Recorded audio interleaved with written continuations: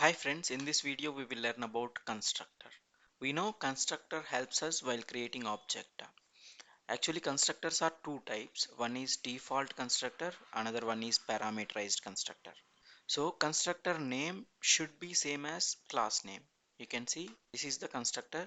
So constructor name should be same as class name. And a constructor without parameters we call as default constructor. So there are two types, right? One is default. So a constructor without parameters we call as default constructor. You can see this is the person constructor. There are no parameters present. Then we will call that as a default constructor. And a constructor with parameters we call as parameterized constructor. So you can see these two are parameterized constructors. So this person constructor is having parameter of string type. This person constructor having parameters of string and integer type. So by looking at this, we can say constructors also can be overloaded.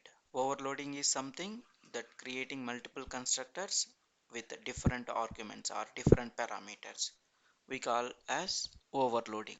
And if constructor is not added by developer, compiler will add default constructor.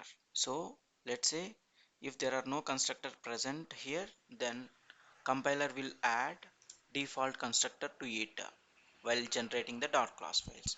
If constructor added by developer, compiler will not add any default constructors. And parameterized constructors are used to assign the non-static variable values. So you can see these are the parameterized constructors we are using. These parameterized constructors will be using to assign the values of non-static variables inside that person. There is a name, age. So using this constructor we can assign the value of name. Using this constructor we can assign the value of name as well as age. So for creating an objects we can use any one constructor. So here I have used default constructor to create an object and storing in p variable. Here I have used person with a string parameterized constructor and I created an object of p1. Here I have used person with a string and age constructor and created an object and storing in p2 variable. So using any one constructor we can create an object. Hope you understood clearly about the constructor concept. If you still have any concerns, please make a comment. I'll try to address it.